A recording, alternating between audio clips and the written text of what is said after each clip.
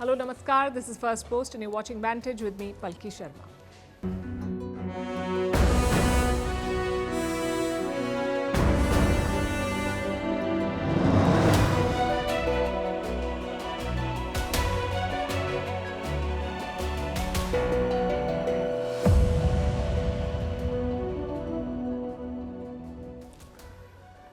The United States is targeting Russian oil again. Will India pay the price for it? Tonight we look at the developments and trends in the global oil market, how America's geopolitical agenda is hurting economies and how it may be a problem for India. In West Asia, Israel and Hamas have finally agreed to a ceasefire, but this has triggered a battle in Washington. The battle for credit. Who struck this deal? Donald Trump or Joe Biden? We'll look at how this is playing out. Biden has made his final address as president, full of warnings for Americans. He talks about tech moguls and oligarchy. Sounds like a case of sour grapes. In California, the wildfires are still burning and they may char the political prospects of its Democratic governor, Gavin Newsom. In Mumbai, Bollywood actor Saif Ali Khan stabbed in his home. We'll tell you what happened. Why are so many Indians facing visa rejections and what does it cost them? Why has short seller Hindenburg shut shop out of the blue? Why are Harvard graduates and other MBAs not finding jobs? How ISRO's first ever space docking has made India part of an elite club of nations? And how are insects named? The latest spider names inspired by Chinese pop music are making waves. All this and more coming up. The headlines first. China retaliates against tech sanctions by the US, Beijing to launch a probe into American exports of chips which are used in everything from cars to home appliances. China cites concerns over dumping and subsidies. Beijing has accused Washington of protectionism after the US increased its curbs on chip exports to China. Loud blasts and air raid sirens heard over Ukraine's capital as air defense systems in central Kiev repel Russian drone attacks. This comes as British Prime Minister Keir Starmer visits Kiev in an unannounced trip. He signed a 100-year agreement with Ukraine pledging to strengthen defense ties. The Indonesian president will be the chief guest at India's Republic Day celebrations. Prabowo Subianto will be visiting the country from January 25th to 26th. This is his first trip to India as president. Indonesia is a key part of India's Act East policy and its Indo-Pacific vision. India celebrates its 76th Republic Day on 26th January. Gunmen ambush a Pakistani aid convoy in the Kurram region, which has been battling sectarian violence. The attack took place despite a truce ordering the warring tribes to lay down arms. The region is in northwest Pakistan. Since November, more than 100 people have been killed there in the Shia-Sunni violence. An oil giant BP to cut thousands of jobs to slash costs. The British firm will sack nearly 5,000 people, which is about 5% of its workforce. It will also cut thousands of contractor roles to reduce costs.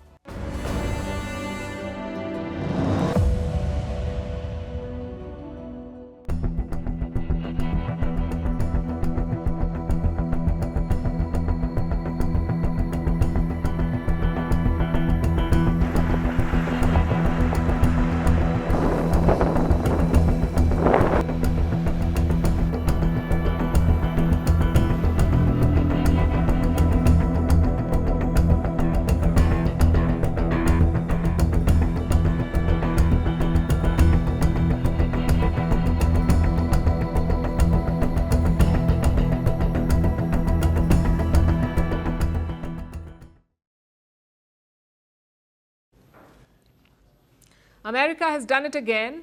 Its fight against Russia is set to hurt the world yet again, especially developing economies like India.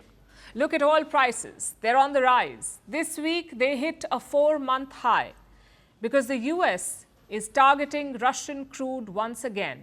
It is trying to hurt Russia's oil industry and shrink the supply of their oil.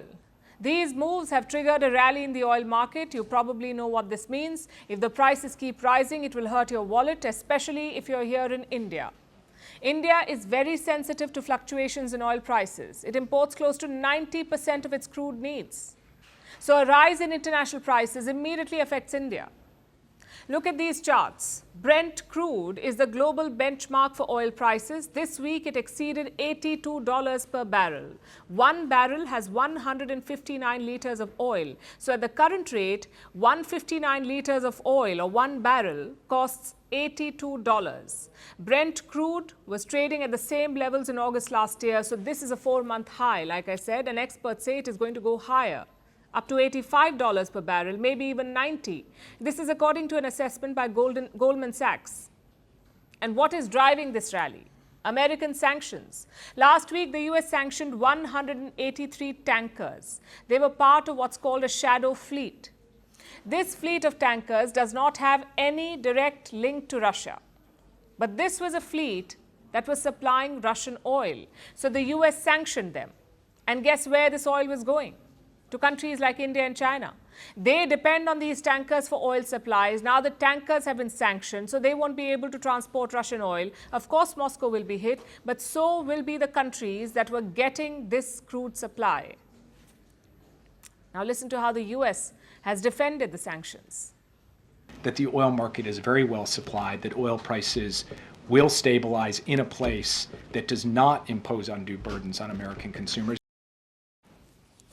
There won't be any burden on American consumers. That's what he said, and that's all that Washington really cares about. What about the rest of the world? What about oil buyers across the world? They will feel the impact. In India, oil refiners are taking urgent steps. They're speeding up payments and securing supplies of Russian crude.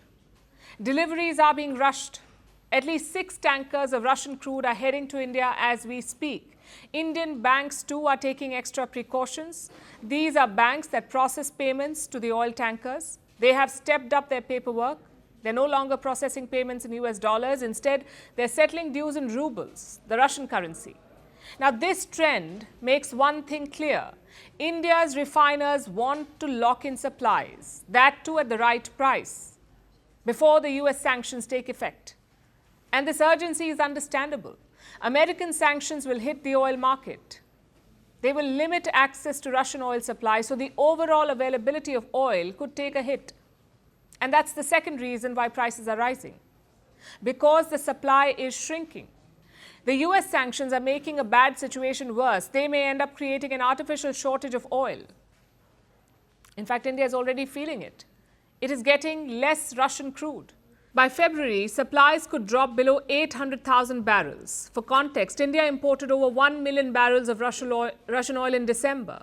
Next month, it could fall below 800,000 barrels, and this is concerning also because Russia is among our top suppliers.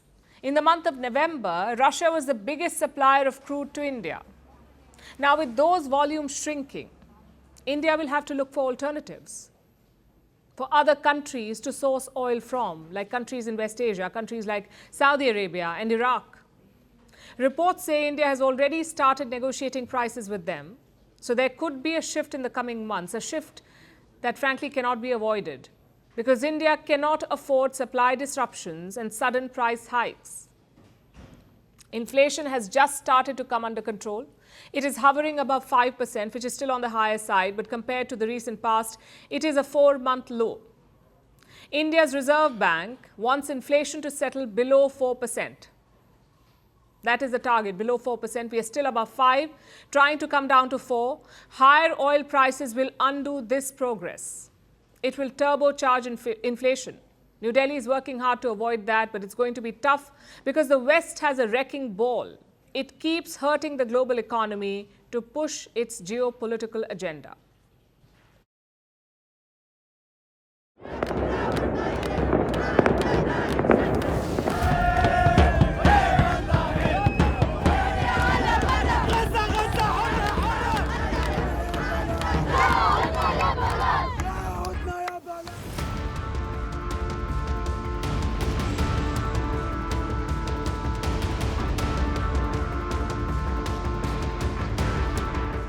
This deal was developed and negotiated under my administration. We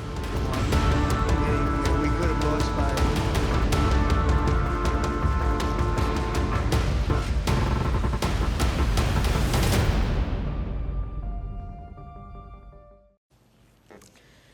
Gaza finally has a ceasefire. It's taken months of negotiations and diplomacy, but a deal has been reached. Hamas agreed to it earlier this week, and on Wednesday, Joe Biden announced it. The fighting will officially stop on Sunday.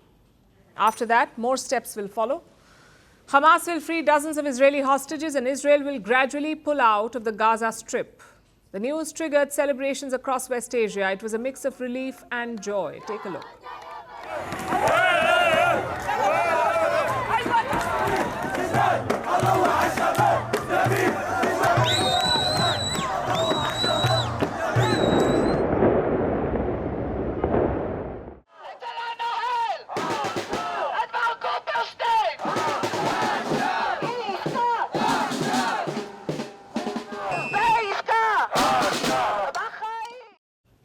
There is some confusion, though. Israel's cabinet was supposed to meet this morning. The agenda was to approve the deal, but that meeting did not happen. Netanyahu's office says Hamas is eyeing some last-minute concessions.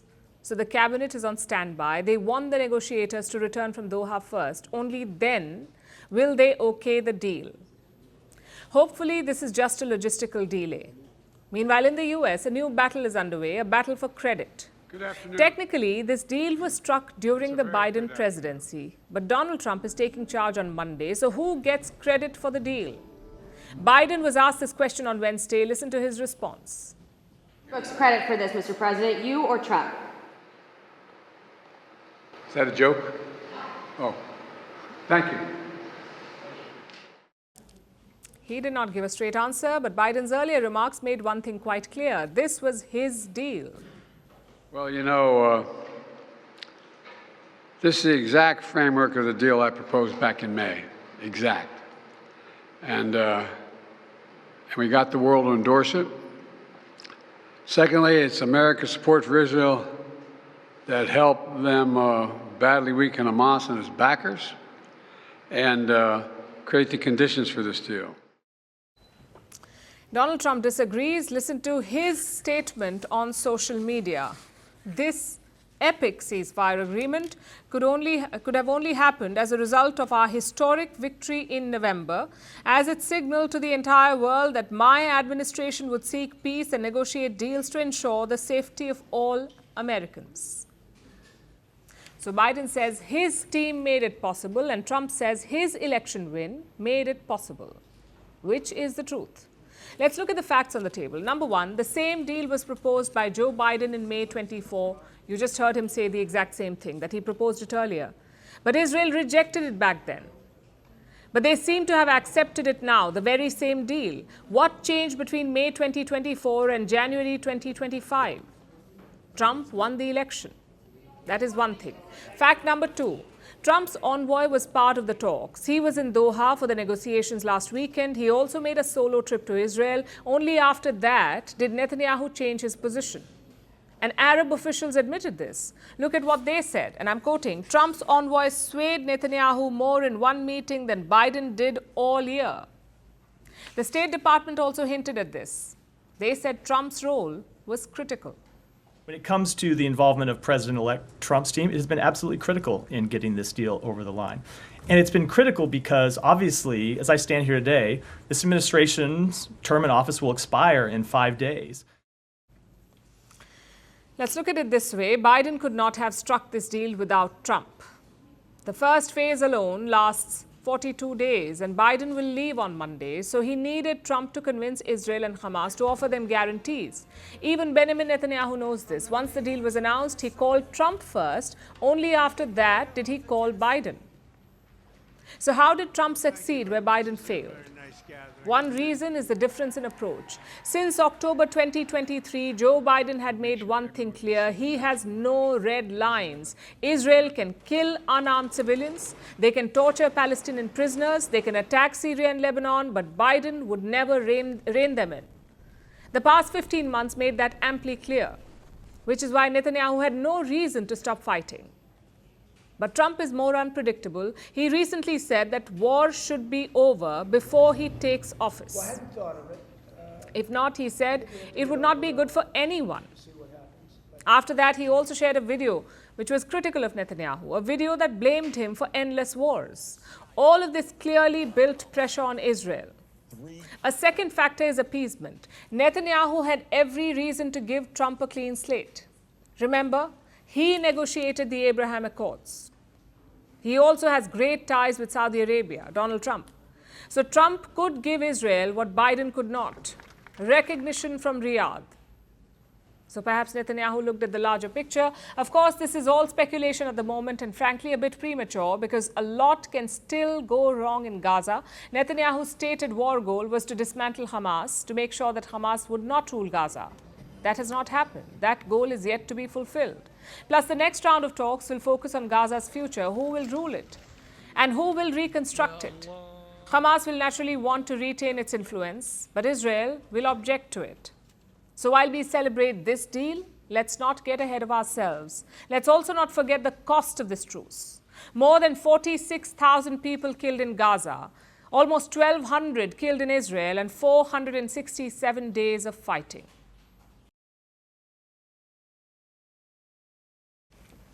Now let's talk about Joe Biden. The outgoing US president just gave his last speech. He addressed the US from the Oval Office for the last time.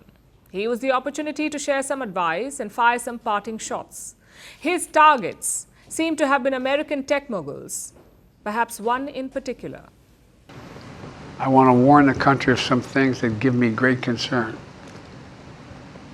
This is a dangerous and that's a dangerous concentration of power in the hands of a very few ultra-wealthy people. And the dangerous consequences if their abuse of power is left unchecked. Today, an oligarchy is taking shape in America of extreme wealth, power, and influence that literally threatens our entire democracy, our basic rights and freedoms, and a fair shot for everyone to get ahead. Biden was lamenting the rise of oligarchs, the concentration of wealth into just a few hands, and these rich and powerful mughals controlling things from the shadows. It is a fair warning.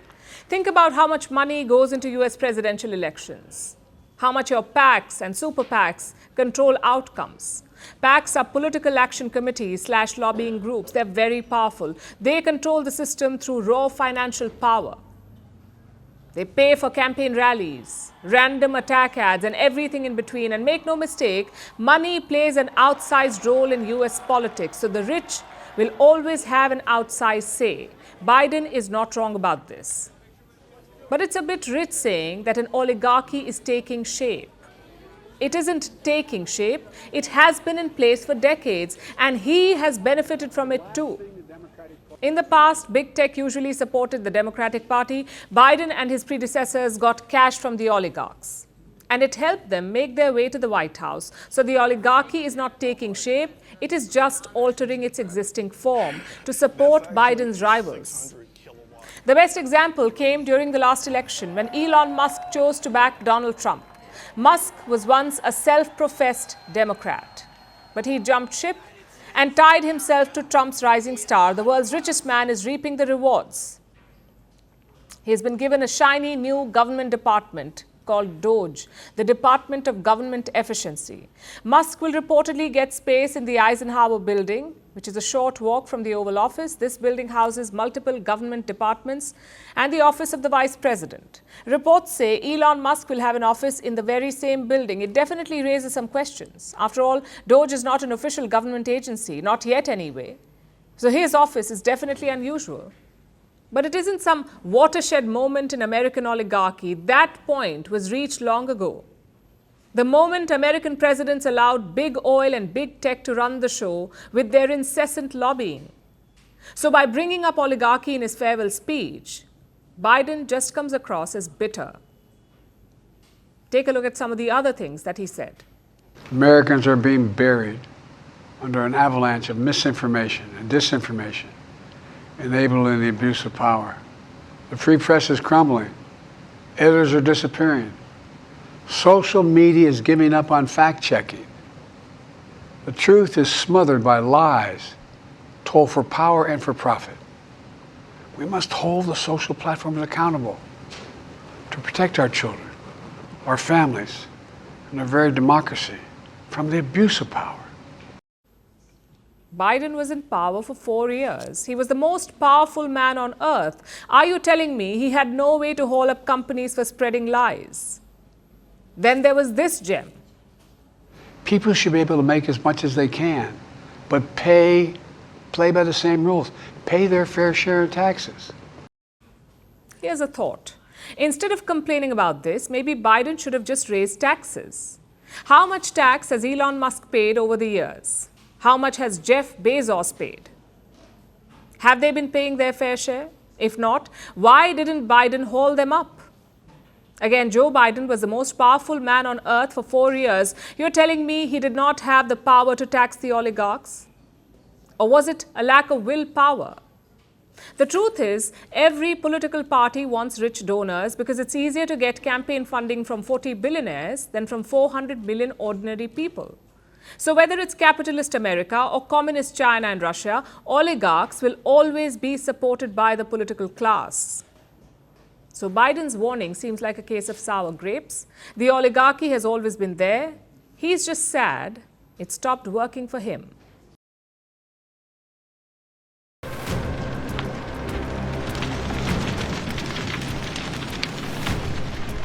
When is something going to change?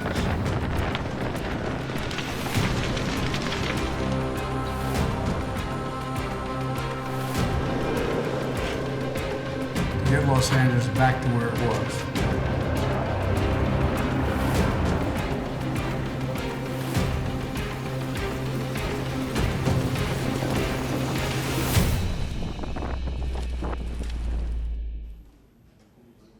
There's finally some good news from Los Angeles. The strong winds are dying down, at least for now. It should give firefighters some much-needed breathing room, but they have a very short window. Next week, the winds are expected to pick up again, so it's all about making the most of it. As of now, 5 fires are still raging. The biggest is the Palisades fire. Only 21% of this blaze has been contained. Next is the Eaton fire, which is 45% contained. The other fires are much smaller and mostly put out. Officials have reported 25 deaths so far, plus more than 12,000 structures destroyed. A lot of them were high-value buildings. Look at the aftermath of the fire in Malibu, a beachside city near LA.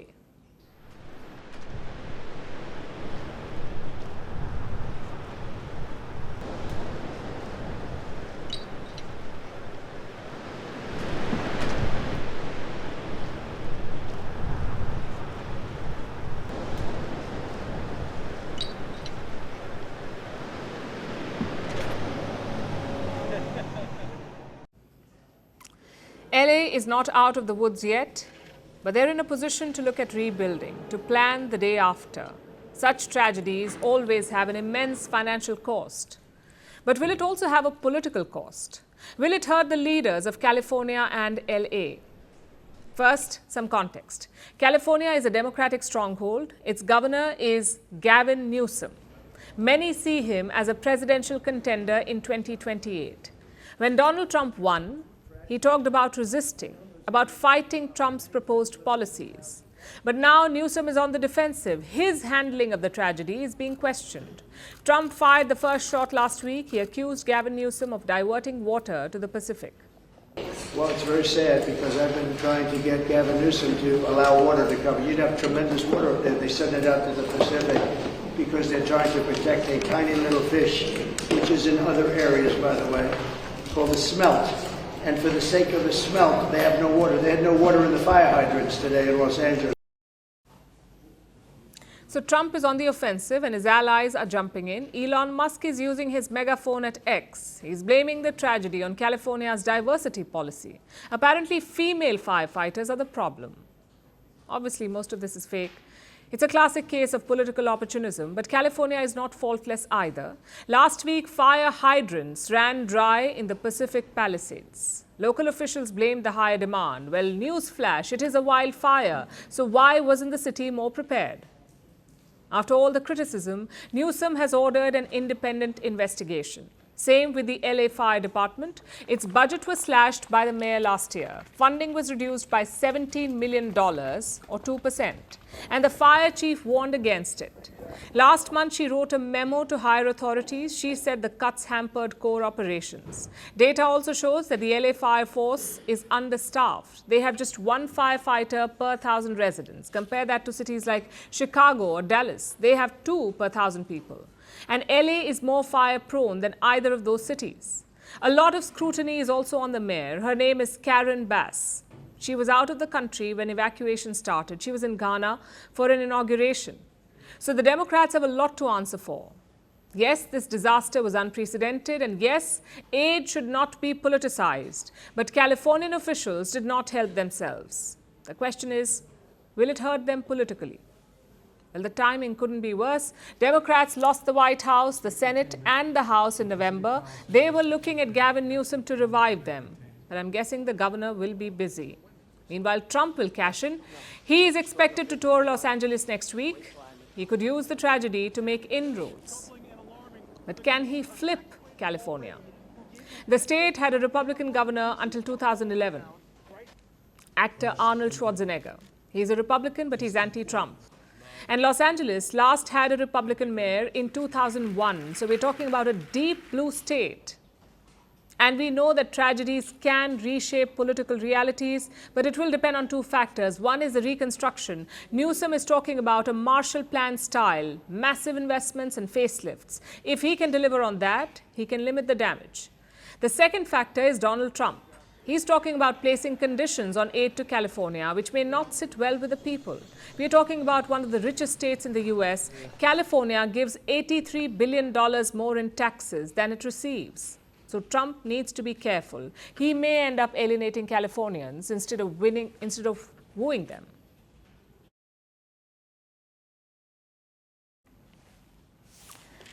Now let's talk about the incident that has shocked India's financial capital, Mumbai. Bollywood actor Saif Ali Khan was stabbed in his home by an intruder. He was immediately rushed to hospital. The actor suffered some deep wounds, injuries on the neck and near the spine. He's now out of danger, but the incident has raised a lot of questions. Saif lives with his family in an upscale Mumbai neighborhood. Flats here range from 50 to 70 crore rupees. So where was the security? How did this intruder get in? Was it just a robbery attempt or an inside job? Our next report tells you. It happened in the dead of night. According to police sources, an intruder entered the house next to Saif Ali Khan's building. He then scaled the wall and landed in Khan's compound. Once inside, the intruder took the stairs at the back, reaching the 11th floor of the building. He entered Saif's house via the fire escape. The intruder was hiding in the room of Saif's youngest child, Jay. That's when he was spotted by a help working for the family. She screamed, alerting the actor. The two got into a scuffle. The intruder stabbed Saif 6 times before escaping, and CCTV footage shows him leaving from the rear of the building. Saif was soon rushed to the Lilavati hospital in Mumbai. The actor sustained a major injury to the thoracic spinal cord. It's due to a knife lodged in the spine. There were 2 other deep wounds, one on his hand and the other on his neck. The actor is currently out of danger and recovering. Surgery was performed to remove spinal fluid. 2 other deep wounds on his left hand and one on the neck was repaired by plastic surgery. He is completely stable now. He is recovering well. The exact details of the assault are still not clear. Police have formed teams to investigate. The hunt is on to nab the suspect who has been caught on the CCTV camera. The accused fire escape का use करके इनके घर पे गया था. अभी तक के इन्वेस्टिगेशन में ये एक चोरी का अटेम्प्ट था. एक्यूज को जल्दी अरेस्ट करने की कोशिश हमारी चल रही है. 10 डिटेक्शन टीम्स हैं जो अलग डायरेक्शंस में काम कर रही है. Meanwhile, messages of solidarity have poured in on social media from Bollywood, from politicians, and from the actor's fans. Many are questioning the lack of law and order and the need for tougher security. The attack took place in Bandra West, an upscale neighborhood in Mumbai. Saif lives in a 12-story building with his family, where the family occupies 4 floors. According to current market estimates, Saif Ali Khan's luxurious residence is valued at a staggering 70 crore rupees. This has sparked a wave of questions online. How could a property of such high value lack robust security measures? Adding to the mystery, initial reports suggest the possibility of an inside job, whether the attacker may have been acquainted with someone in the family's inner circle. The incident has also shed light on the increasing intrusion of paparazzi culture. Many argue that the relentless spotlight on celebrities compromises their privacy, leaving them exposed to such threats in their own homes. Saif Ali Khan is one of Bollywood's most popular actors. He made his debut in 1993, and since then he starred in 70 movies and television series. His father was former India cricket captain Mansoor Ali Khan Pataudi. His mother is actress Sharmila Tagore. He's married to Kareena Kapoor Khan, who also comes from Bollywood's most famous family. As the investigation continues, many questions remain unanswered. Who was the intruder? Was this just another robbery gone wrong, or something more sinister? While Saif Ali Khan recovers, the incident has left a deep impact on the city, raising concerns about the safety of celebrities in the heart of Mumbai.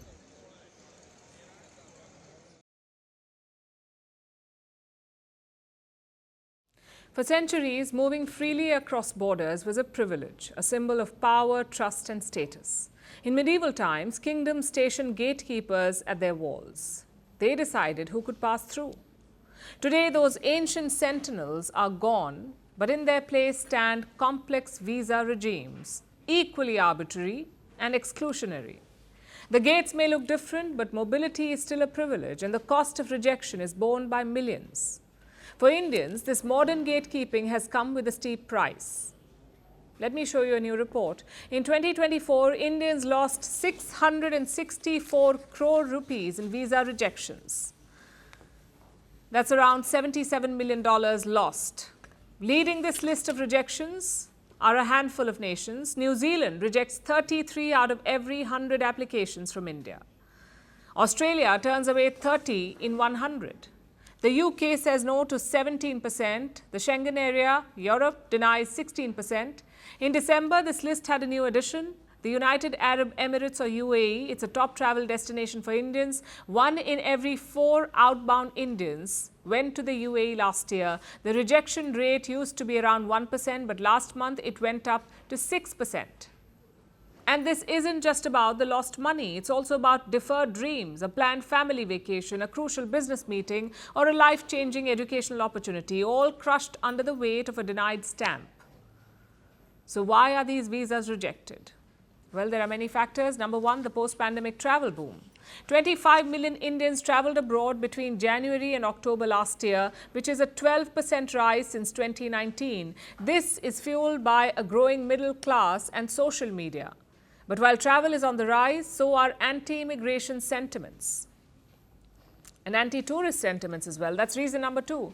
Visa policies across the globe have hardened. Take Dubai, for example. The UAE has changed its visa rules. Travelers now need to carry proof of at least 5,000 dirhams in their bank account, a return ticket, and accommodation bookings.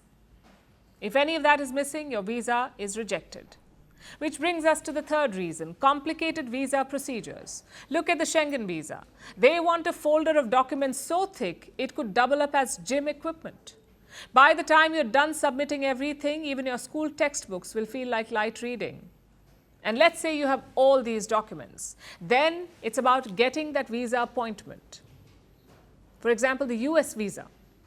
The average wait time for a US visa appointment is 250 days. I'll repeat that, 250 days for a visa appointment. And finally, let's talk about the elephant in the room, the Indian passport. Every year, the Henley Passport Index ranks passports around the world. The higher your rank, the more powerful your passport. The lower your rank, the more hoops you jump through for visas. India is at the 85th position this year, 85th. This impacts the visa restrictions that Indians face. But let me give you some examples that might raise eyebrows. Kosovo is on the 63rd position. It is not even recognized by half the world. Cuba is on the 80th position, a nation under heavy sanctions. Burkina Faso is on the 82nd position. It is a country under military rule, not exactly the poster child for stability. So what is the logic here? How do these nations outrank the world's 5th largest economy? The West won't answer that. But here's something that India could do. First, use its economic leverage, use trade relationships to push for better mobility, better access. The West relies on Indian talent, and it's time they offer easier travel for it. Second, consider aligning your visa requirements with Western policies. It would highlight the importance of equitable practices and foster mutual respect. And last, choose visa-friendly nations, the likes of Thailand, Vietnam, and Sri Lanka. Most of them have little to no requirements, and that can save a lot of headache while traveling. Because at the heart of it all, this isn't just about policies or procedures, it's about access and equality. India is rising on the global stage. Its aspirations should not be curbed by a stamp or a bureaucratic maze. Our next story is about Hindenburg Research. It was an investment research firm known for investigating companies and activist short selling. You may have noticed I said it was all those things. That is because as of yesterday, Hindenburg has shut shop. The company was active for 8 years and it was infamous for getting into high-profile spats with corporations all over the world.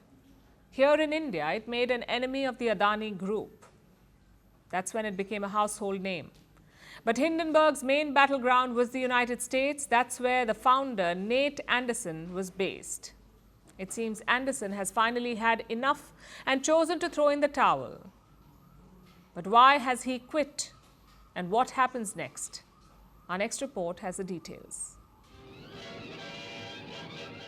Back in the day, the name Hindenburg was associated with an airship which crashed and burned. Today, the name Hindenburg is linked to an investment firm, Hindenburg Research. It's a notorious short seller. It investigated companies, made any financial irregularities it found public, and made bets that the company's stocks would tank. Hindenburg would short sell the stocks and reap the rewards if it happened. That was the company's business model. So the name Hindenburg here may have been a reference to the company's stocks crashing and burning. Over the years, Hindenburg took on a host of companies. Some of its fights were successful, like the battle against the Nikola Motor Company. This was an electric vehicle company based out of the US. Hindenburg said it was duping investors. Nikola bought inverters from a supplier, but then claimed to have made them in-house. It released a video of one of their trucks rolling along a highway, but the truck didn't have a working engine. It was just rolled downhill and made to look like it was working. This was definitely fraud, and Nikola's founder was eventually jailed for this. He was sentenced to 4 years in prison. This wasn't the only example of a successful Hindenburg report. They have a list of their victories put up on their website. But there's one case conspicuous by its absence, the case of Hindenburg and India's Adani Group. Hindenburg made a string of high-profile allegations against the Indian conglomerate. This was in January 2023, but that case isn't listed on their track record page, probably because it went nowhere. India found Hindenburg's allegations baseless and even accused the short seller of trying to hurt the Indian economy. So Hindenburg has a mixed track record, and that record came to a close yesterday. The firm's founder, Nathan Anderson, put up this personal note yesterday. Anderson said Hindenburg has been packed up, and he thanked everyone for their support. This has resulted in outright celebrations from detractors and a lot of speculation about the closure. Is it because of all the legal cases Hindenburg was facing? Is it because Donald Trump is about to return? The speculation is endless, and all the reasons will hopefully be uncovered over time. But for now, all we know for certain is what the founder, Nate Anderson, posted. He says there is not one specific thing, no particular threat, no health issue, and no big personal issue. Anderson felt he was missing out. Work was consuming his life. He didn't have time to spend with his family. So he wanted to step back. That's the crux of his message. Whether you believe this or not is up to you. We'll probably get more details in the weeks ahead. But for now, Anderson says he won't be involved in short selling anymore. However, he did add something. Some of his Hindenburg colleagues are starting their own research firm, so the team behind Hindenburg will still be active. They will keep conducting their investigations and making their allegations, just under a different name.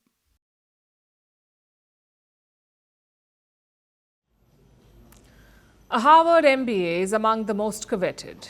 You do that, your life is sorted. Top job at a top company, six-figure salary, and a relentless climb up the corporate ladder.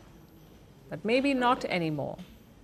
Look at this new report on MBAs. 23% of Harvard students were jobless 3 months after graduating. We're talking about a top B school. Most Harvard students get jobs before graduation, yet 23% were jobless even after it. This number was 20% in 2023 and just 10% in 2022. So clearly things are getting worse. And it's not just Harvard. Most B schools in the US have the same story. At Northwestern Kellogg, 13% graduates were jobless in 2024. That is triple the number from previous years. At Chicago Booth, the same story. A career officer at Harvard summed it up best. Let me quote, "Going to Harvard is not a differentiator. You need the skills to back it up." And this wasn't always the case. In the past, the college was the skill. The hard part was getting into a top B school. After that, your career was sorted. But nowadays, that is not enough. Companies are looking for additional skills and talents. Consider McKinsey, one of the biggest consultancy firms in the world. In 2023, they hired 71 graduates from Chicago Booth. In 2024, they hired just 33. Experts say companies are also changing their hiring strategies. Earlier, they would target campus placements. Come, hire a lot, and go. But now companies do smaller, targeted rounds, that too around graduation.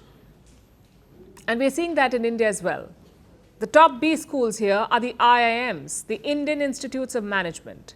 Earlier, IIMs would report 100% placement in 2 or 3 days, but last year was a reality check. Even 2 months on, placement was not 100%. Only 3 out of 6 old IIMs had completed it, and just 1 out of the 15 new ones. What explains the situation? Mainly 3 factors. The first is artificial intelligence. Most jobs are being affected by the use of AI. Management ones are relatively more insulated, yet you can see the effect, especially in the financial sector. Firms like Goldman Sachs, Morgan Stanley, JP Morgan, and UBS have created AI platforms. These may not replace you entirely, but they do reduce manpower requirements. You need fewer people for the same jobs. That is the first factor, artificial intelligence. The second factor is oversupply. There are way too many MBAs in the market. India alone produces nearly 300,000 every year. Since 2010, India has set up 13 new IIMs. It's a simple rule of demand and supply. More supply equals less price. Which brings us to the final factor, the demand for specialization. That's what the Harvard official also said. You need the skills to back it up. Nobody wants a general manager anymore. They want something extra. Maybe expertise in digital marketing or data science or artificial intelligence. If MBAs have that, good. If they don't, firms can always hire undergraduates. You get the same specialty at a fraction of the cost. So in simpler words, MBAs need to change. If you're thinking about getting one, keep these things in mind. 1, an MBA alone is not enough. You will probably have to upskill over it. And 2, you should definitely think about specialized degrees, degrees with real job prospects. Don't blindly fall for the MBA craze. And 3, keep the costs in mind. A good MBA degree is among the most expensive. If you're taking a loan, there is a risk. Weigh all these factors before you jump on the MBA train.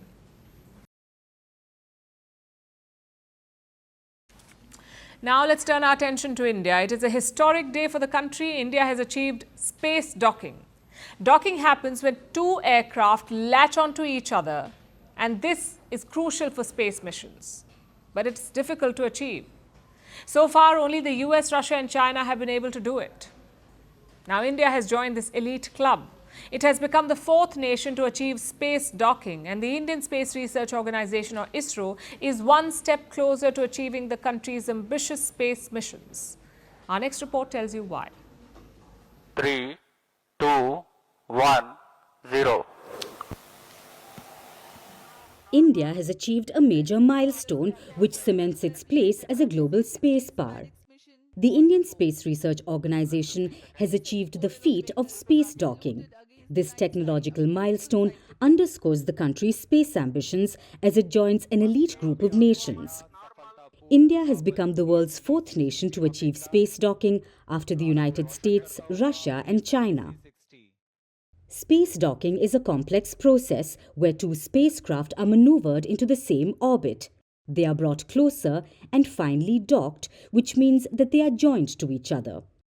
These are two fast-moving heavy spacecraft that are brought together in space, and this is not an easy feat. But docking is essential for space missions. It is used to achieve shared mission objectives, it allows for multiple rocket launches, and it is pivotal for future space endeavours. For India, this includes the Chandrayaan-4. It is scheduled for 2027, and this mission is supposed to bring lunar samples back to Earth. This is the first actual Indian mission which will require docking capability, and India is one step closer to it thanks to this docking mission. It was launched on December 30th last year. It's called the Space Docking Experiment, or SpadeX. It involved blasting off two small spacecraft weighing about 220 kilograms each into low Earth orbit. Their docking was twice postponed on January 7th and 9th due to technical issues because the spacecraft drifted more than expected during the maneuver to bring them closer. But finally, they have been successfully docked, which is a historic moment for India. Lauding the achievement, Prime Minister Narendra Modi has congratulated the team at ISRO and called it a significant stepping stone for India's space missions. After all, India's space ambitions have accelerated in recent years.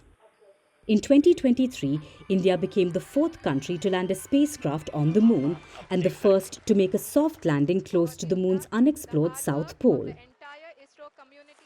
Now, apart from the 2027 Chandrayaan mission, India wants to launch its first orbital mission to Venus in 2028, build its own space station by 2035, and launch its first crewed mission by 2040, a feat that has only been achieved by the United States. Successfully space docking has brought India closer than ever to achieving these space missions and asserted its place on the global stage and the space race.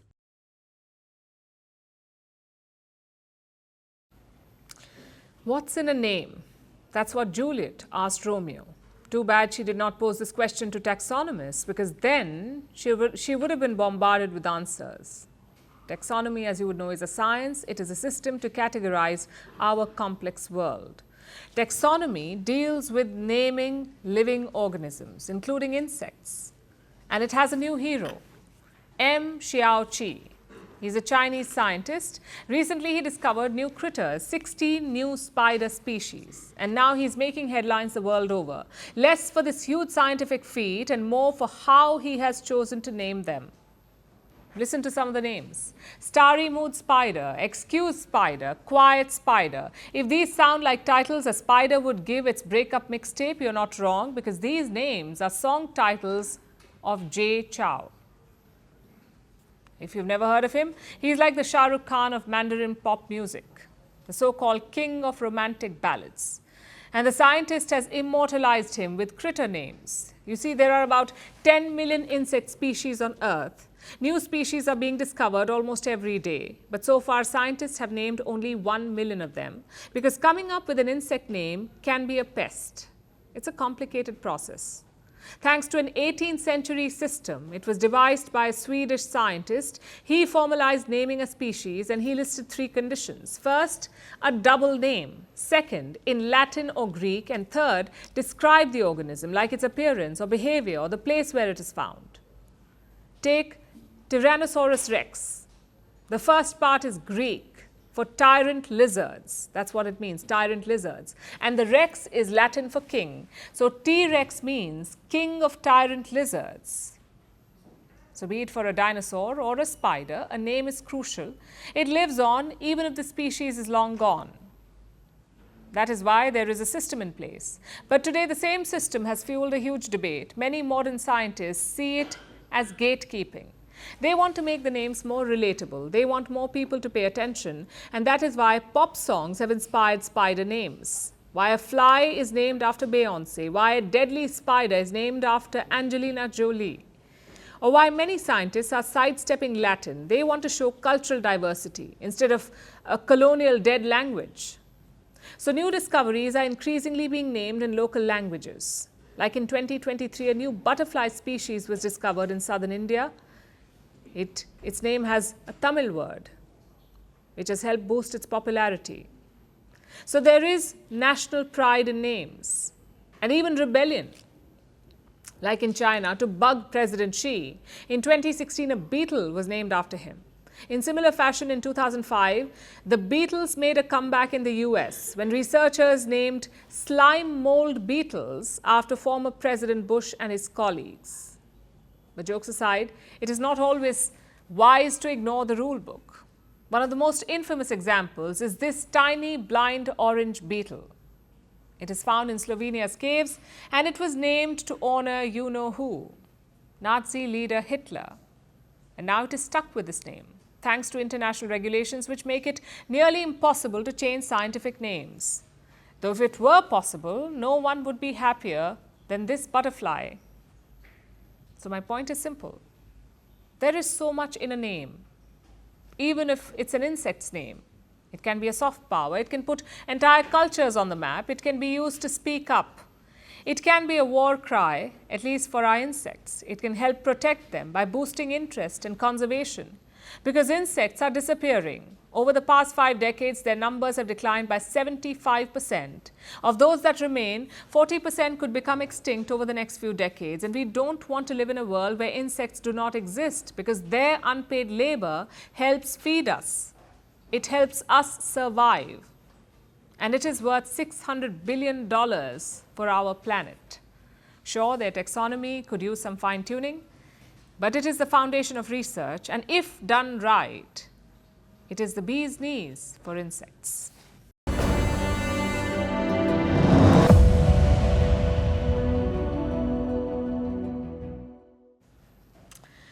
The US is days away from a big transition, one that will reshape American politics and society. Obviously, I'm talking about the Tik Tok ban. It's due on January 19th, which is Sunday, but Americans are not too worried because they are transitioning from TikTok to Red Note. Just one problem though.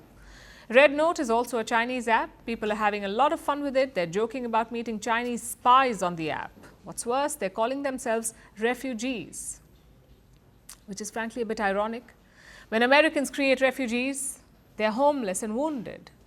I don't think switching apps in your AC room counts. As TikTok users would say, it is peak Delulu. Take a look. So the Chinese spy that I've been working with on TikTok, giving all of my information over to the Chinese government to control my mind through my Chinese phone and my Chinese TV. And no, she's Lao. She's not Chinese.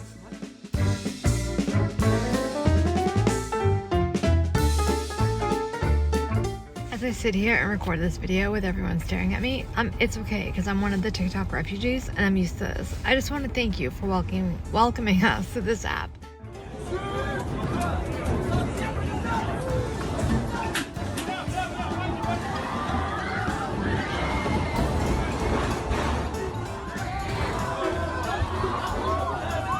The government said, we're taking away TikTok because the Chinese government having our data is a threat, to which hundreds of thousands of millennial, Gen Z, and Gen X Americans went, and we, myself included, downloaded an even more Chinese app and went, here's our data. Now give us the dancing cats.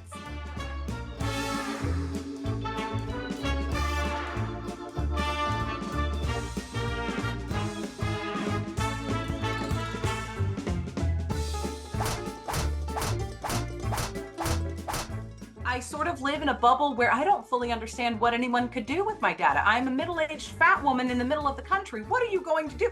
Are we concerned that I switch from Kraft cheese to Great Value? I don't understand what importance I have.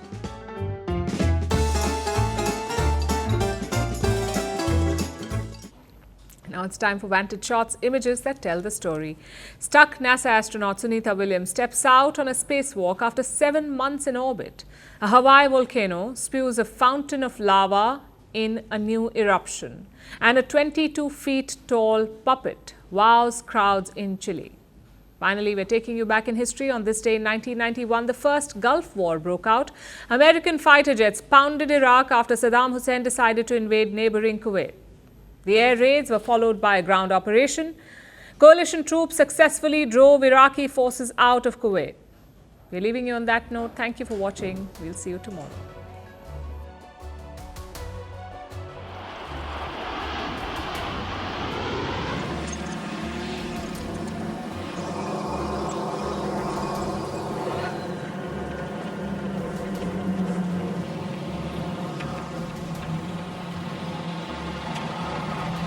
التي يعقدها العراق مع الشركات والدول وكيف تمارسان ضغوطهما لمنع وصول الغذاء والدواء إلى العراق. Get ready to.